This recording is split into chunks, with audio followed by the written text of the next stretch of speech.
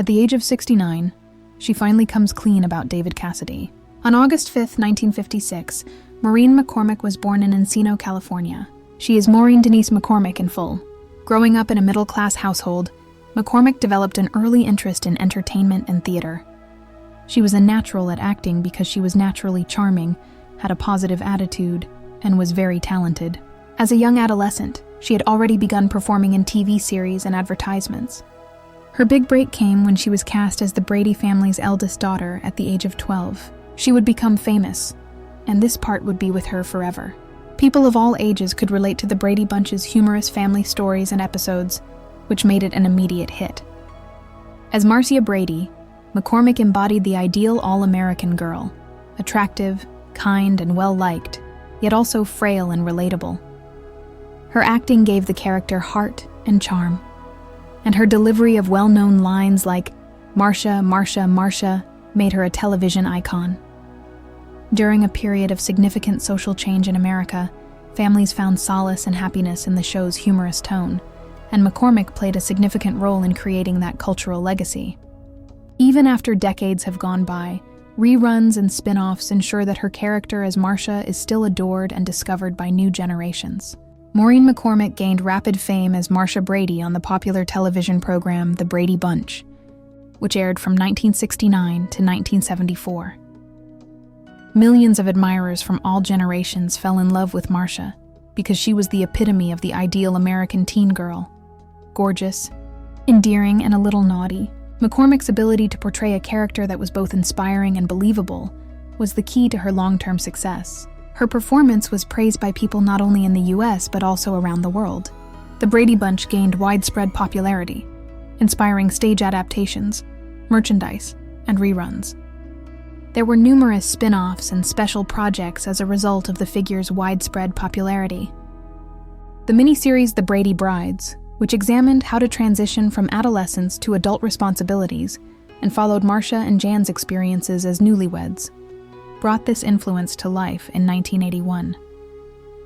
The Brady Girls Get Married, a television film produced that same year, demonstrated the continued popularity of McCormick's work by highlighting the public's interest in the Brady family's history, particularly Marcia's. These endeavors demonstrated the series' enduring appeal and Maureen McCormick's crucial role in shaping the Brady name into what it is today. However, McCormick was at a turning point in both his personal and professional lives when The Bradys, a contemporary spin on the Brady Bunch, debuted in 1990. She couldn't play her beloved role as Marcia Brady again at that time because she had just given birth to her daughter. The fact that her absence was noticed by both managers and fans highlights the particular issues that child stars frequently encounter as they grow up. McCormick's brief absence from the program highlighted the conflict between obligations to one's family and career opportunities. Many actors who rose to fame at an early age have struggled with this issue. Her reputation as Marcia remained intact, despite her inability to appear in this new series. And her status as a cultural icon was cemented when new viewers continued to return to watch her previous roles through home video releases and reruns. Following the conclusion of The Brady Bunch, McCormick adeptly broadened her acting career by portraying a variety of roles on popular television series from the 1970s and 1980s. She demonstrated her charm and versatility on shows such as Donnie and Marie. She also did fantastic work on Streets of San Francisco, Vegas, Fantasy Island, Happy Days, and Love Boat. For each of these appearances, McCormick managed to shed her Brady persona, demonstrating her versatility as an actress and her ability to work with a variety of shows, from comedies to serious ones. In addition to keeping her in the spotlight, these roles provided her with the abilities and professional legitimacy she required to transition from child star to adult actress in Hollywood, where there is fierce competition.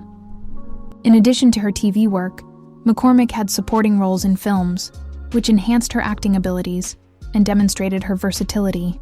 She had the opportunity to engage with people on a more profound artistic level in 1980 when she appeared in The Idolmaker, a documentary about the music industry.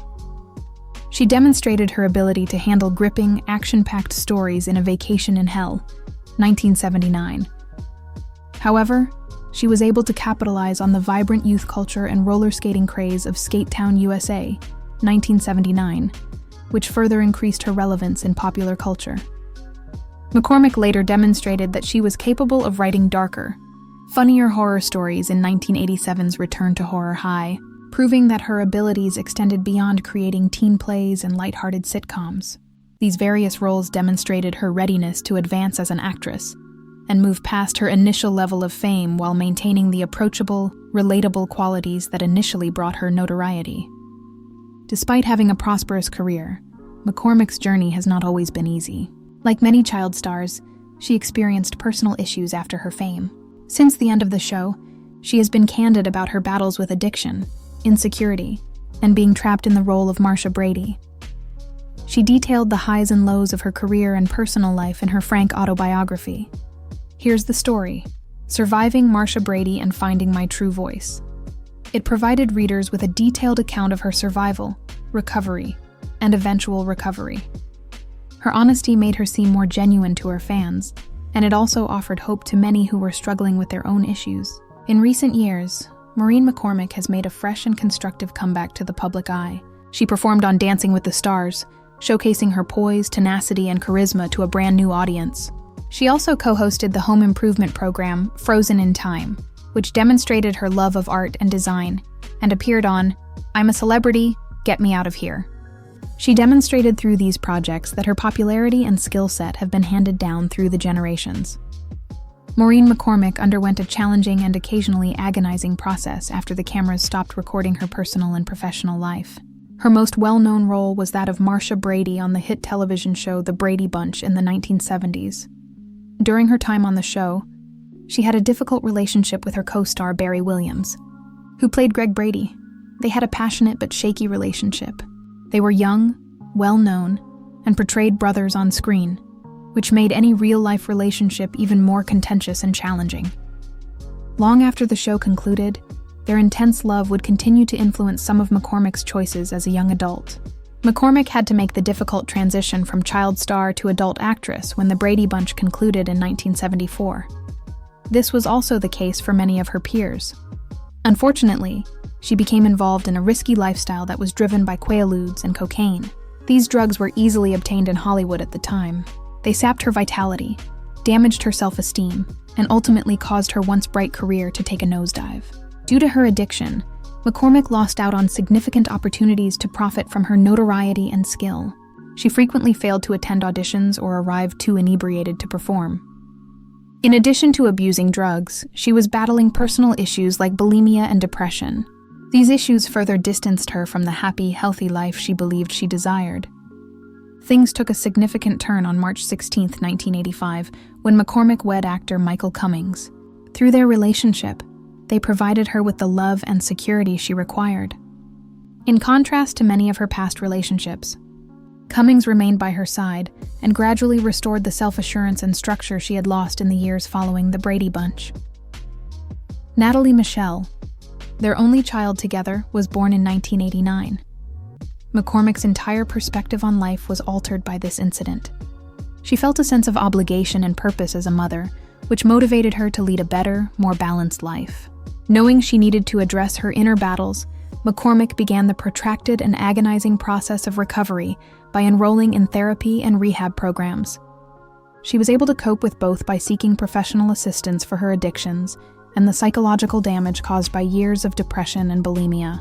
She was prescribed antidepressants, such as Prozac, which helped her manage her issues and maintain a stable mental state.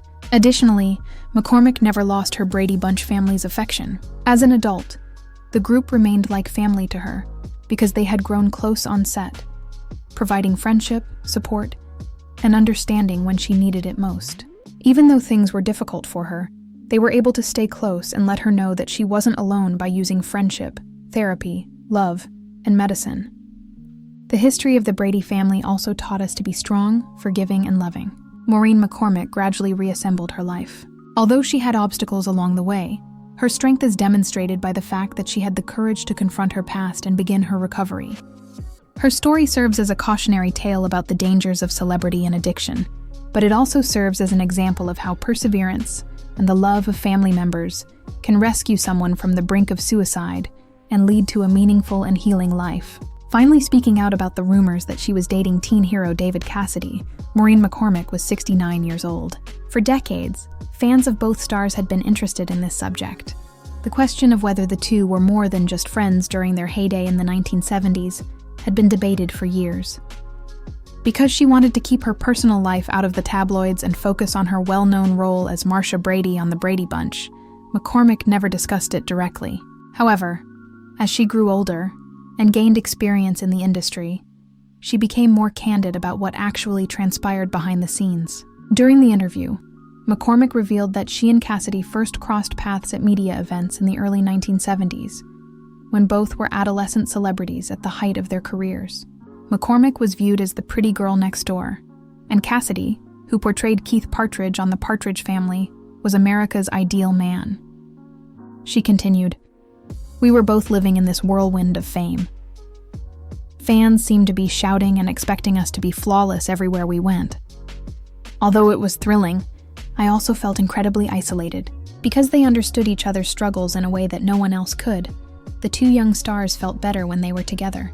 It was acknowledged even by McCormick that Cassidy was more than a casual acquaintance. When she finally said, "Yes, David and I did know each other. They didn't date for long, but it felt real at that moment. I made fun of him. He informed me that he had seen me, and when the lights went out, I could rely on him." I was reminded of a brief but significant connection by the way she spoke, which was both tender and sorrowful. In addition, McCormick acknowledged that she had kept the relationship a secret out of respect for Cassidy, and due to the way she needed to appear at the time. "If people discovered that I was dating David or even just close to him in that manner, it could have been a disaster. Back then, the studios wanted us to look so clean that we could hardly be touched. Their teenage idols were not allowed to date real people. They desired narratives. Although she and Cassidy knew they had to safeguard their jobs, she admitted that it was difficult to keep things secret." When discussing Cassidy's issues in later life, including his battle with alcoholism and his deteriorating health, which ultimately resulted in his death in 2017, McCormick's voice had a melancholy tone. "I wish I could have been there more for him," she said. "David had a lovely heart, but fame is cruel. It has the power to both elevate and depress you.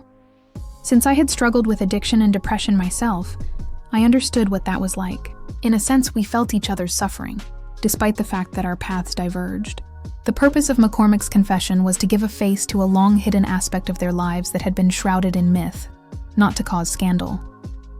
"It wasn't about tabloid romance or headlines," she emphasized. "It was about two kids who met in a crazy, confusing world and felt a spark between them that was honest and kind. I'll be grateful for him, and never forget that." Her willingness to discuss her past at the age of 69 demonstrated that she was an adult who had matured. For McCormick, it was crucial that Cassidy's admirers saw him as more than just the magazine cover star. They also needed to see him as a complex, sensitive individual who made an impression on everyone he came into contact with. "David was so much more than the posters on the bedroom walls," she said. Despite his kindness and humor, people were unaware of the weight he carried. McCormick's remarks were interpreted by fans as a heartfelt homage, as well as long-awaited confirmation of rumors that had been circulating for half a century. She gave the relationship the respect and candor it deserved, but she avoided making it the focus of attention. "The truth is simple," she said, "and it was easy.